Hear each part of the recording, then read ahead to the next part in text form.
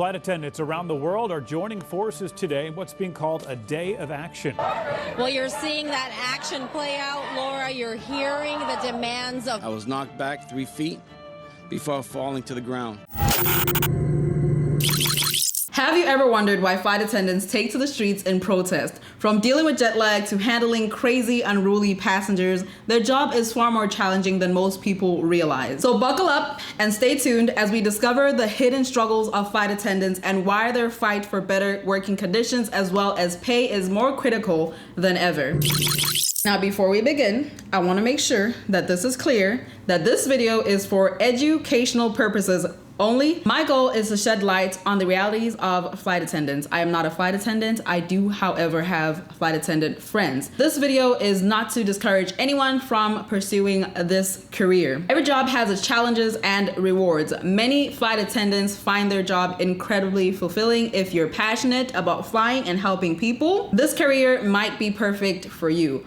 Always do your own research and consider all aspects before you make a career decision. So first, let's talk about what a base is. Base is essentially a city where a flight attendant starts and ends their work trips. This is where their schedules are managed and it is a crucial part of their working life.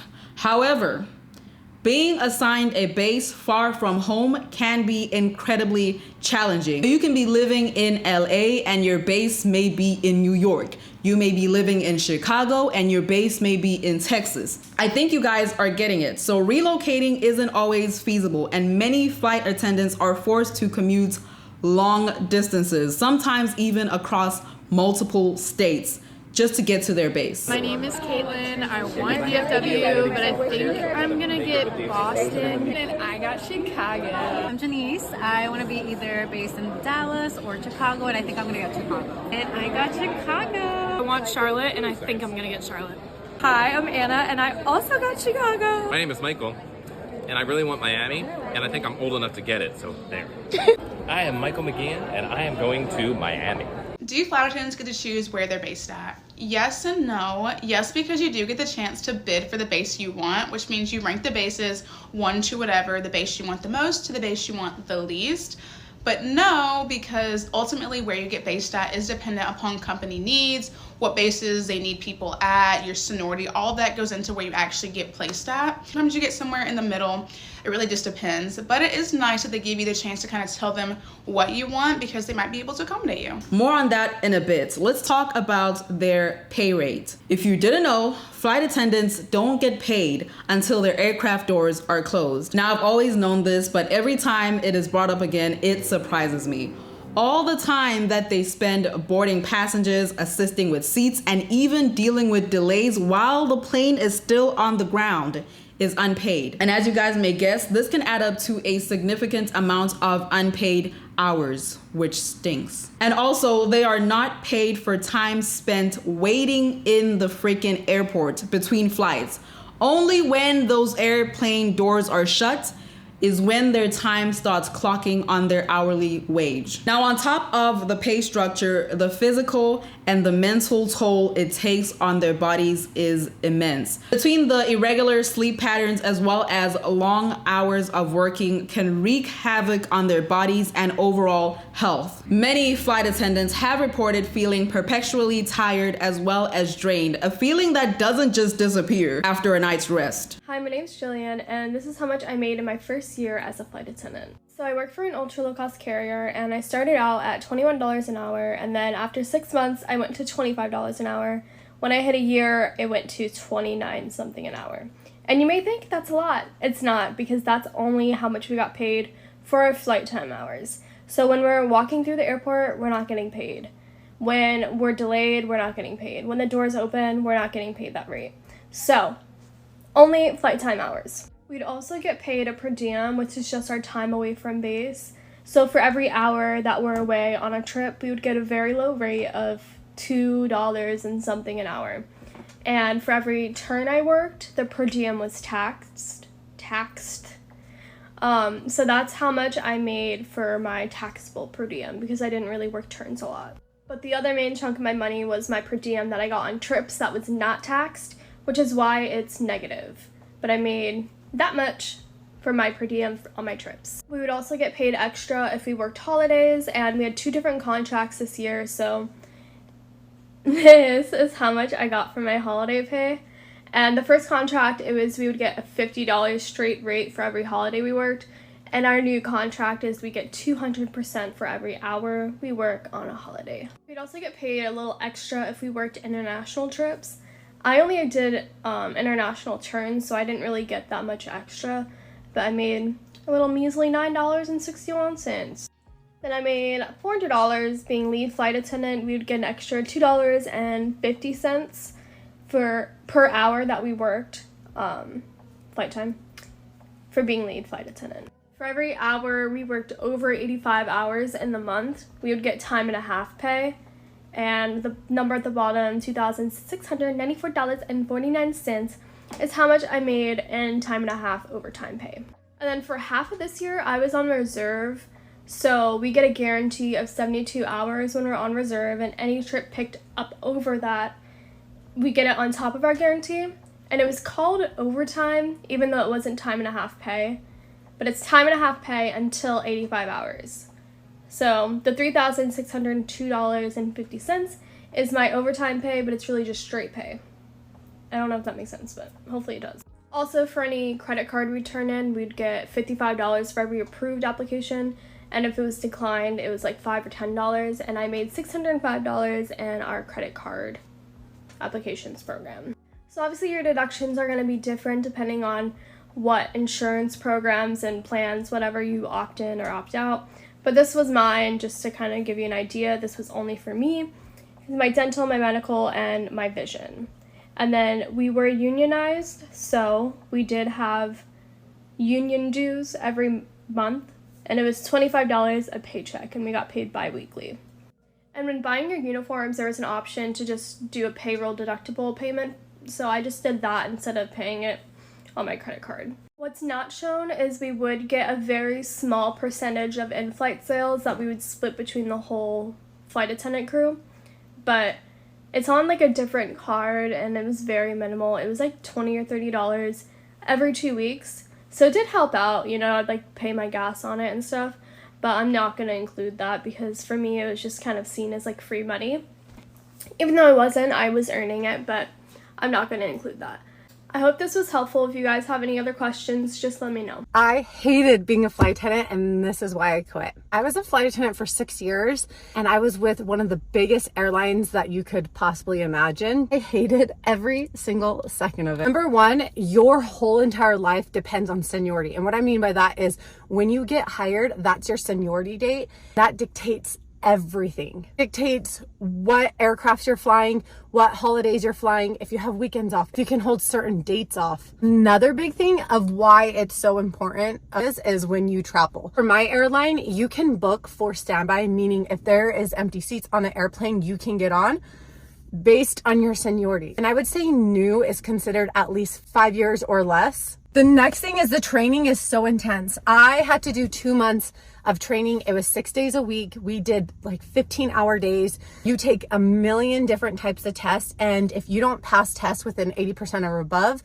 they kick you out of the program. The people think flight attendants are there just to serve you drinks, and truly we're there for your safety first.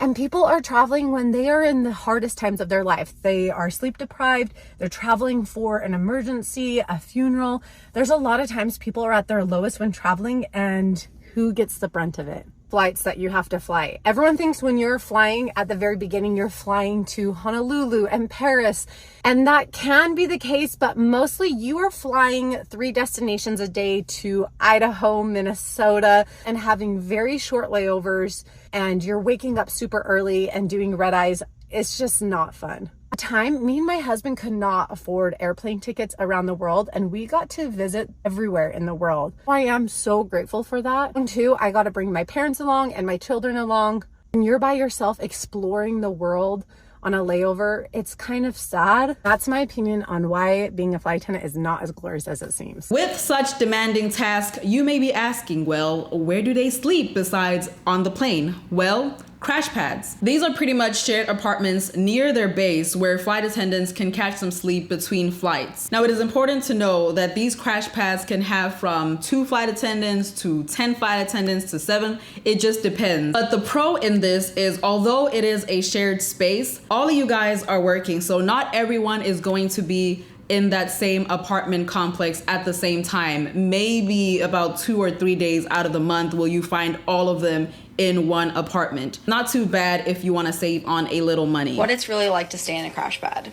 Speaking from experience, I've had very, very great crash pads and not so great situations in crash pads.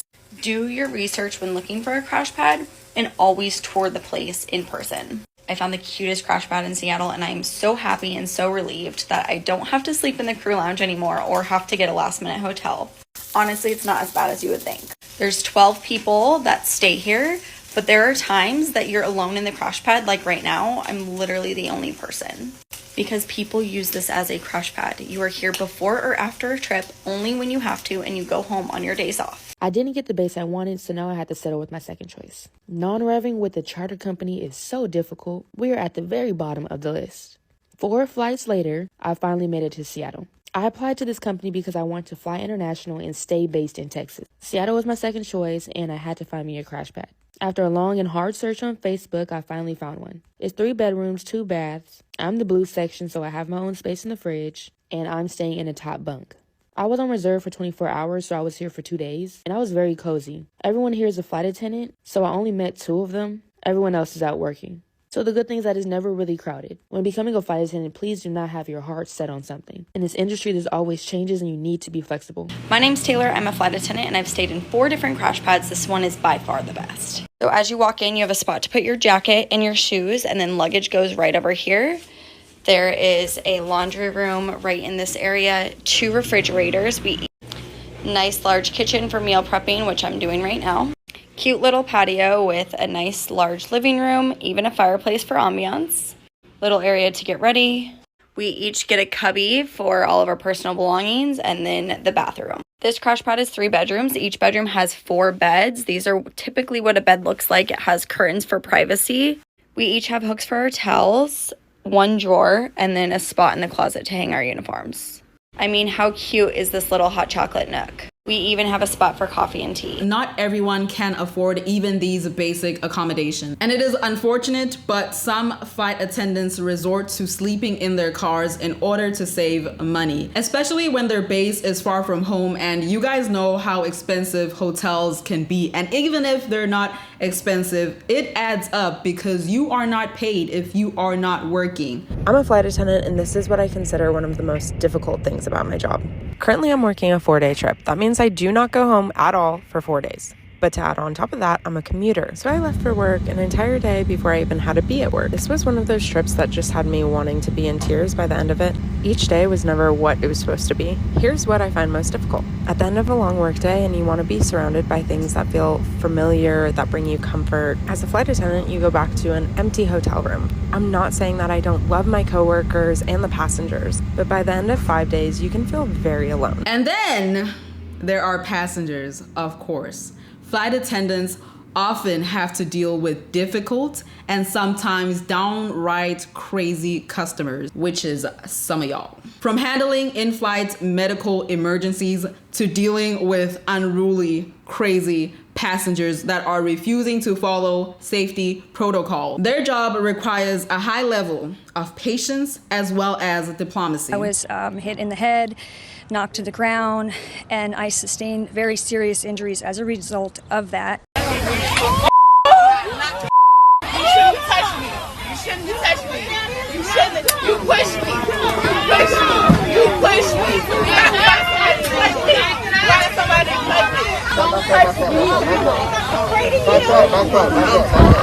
It's honestly a lot to manage on top of everything else they have to endure. And let's not forget the dreaded red-eye flights. If you don't know, these are overnight flights that typically run from the evening up until the early morning. Working these shifts, as you can imagine, means flight attendants are often wide awake when their bodies are naturally wanting to fall asleep, which further contributes to their exhaustion. What also sucks is how unpredictable the meals can be. Unlike a typical 9 to 5, flight attendants often eat on the go, or even during their short breaks between flights. Their meals can be rushed and irregular, adding another layer of difficulty to maintaining a healthy lifestyle. With all these challenges, it is no surprise that many flight attendants are considering quitting. Before you become a flight attendant, be prepared for these things. 1, be prepared for hurry up and wait. You will have a van time of 5 a.m. You will wake up, you will make it to the lobby, and then you will realize that you got reassigned and now you don't have to be in the lobby until 7:30 a.m. Hurry up and wait. You have to go to the lobby in 2 more hours, so you have to go back to your hotel room. Anyways, number 2, before you become a flight attendant, make sure you're aware that passengers don't give up about anything. They don't care. They don't care. They will walk into your galley while you're not there and just take whatever they want. They will take the water bottle that's not theirs, and they will just start drinking it. And then when you ask them, "What, are you okay? Or what's wrong with you?" They'll look at you like you're stupid. Before you become a flight attendant, make sure you're aware of the fact that you will be repeating yourself about 50 times a day. A passenger will ask you, "What's there to drink? What's on the menu?" And you'll say, "We have Coke, we have Sprite, we have water, we have tea." And they'll look at you and go, "Do you have pineapple juice?" "No." We don't have pineapple juice now. Before you become a flight attendant, be very aware that you are prone to get sick. You're gonna get sick until your immune system builds up to being around that much germs. And one day, passengers will come in your face and go, "Sorry." Before you become a flight attendant, make sure you are prepared for passengers to have the biggest attitude with you when you tell them the same thing that TSA told them and the gate agents told them. They will take it out on you. And be prepared for them to be upset when you tell them to put their small bag underneath the seat in front of them. They're going to act like they weren't told to do that before. Before you become a flight attendant, be prepared to be looked at as if you're everyone's nanny on the plane. Be prepared to be poked in your shoulder, in your side, in your thigh, on your butt. They're gonna poke you like you have no personal space, as if you're not a human being with boundaries and personal space. Everybody's gonna poke you, and then when you turn around thinking that they need something, they're gonna be handing you trash. Yeah. But before you become a flight attendant, know that you are gonna have a job like no other. Know that you're gonna be able to just pick up and go to whatever place that you want to go to on your off days. So as we can tell, this job can indeed be rewarding, but the combination of low pay, long hours, physical and mental strain, and dealing with difficult passengers, some of y'all, can push many to their breaking points. So my question to you is, should flight attendants get paid more? Given the immense challenges they face daily, it is a question that is worth pondering. So in front of me, I have the 2023 financial results from American Airlines, and this is 2023. So we're gonna work with what we have, okay? Their net income right at the bottom is $822. If you go to letter B, operating expenses, number 5 is salaries, wages, 14.6. Now my maths may be all over the place, but let's just try to get an idea. Let's say the average flight attendant gets paid $27,589 a year, like new flight attendant. If they raise their pay to $40,000, let's say, it will take away $13K from the budget, which means the additional employee expense would be this number over here, which would still leave them with this number over here of net income for the company. Now, it would be half of what 2023 is. However, they would still be making a profit. Now, before you're like, well, I looked and they get paid $40K. It differs from state to state. That was just an example. Relax. With that being said, what do you guys think? Let me know in the comments below if they should be getting paid even more or not. You can even put your state, they pay this amount and you wish they would pay more, or you can say my state pays this and I think it is good. It differs, like I said. I have to emphasize on that part. And if you like this video and found it helpful and you'd like to dive into the lives of pilots, let me know down in the comment section below. Don't forget to like, subscribe, and I'll see you guys on the next one.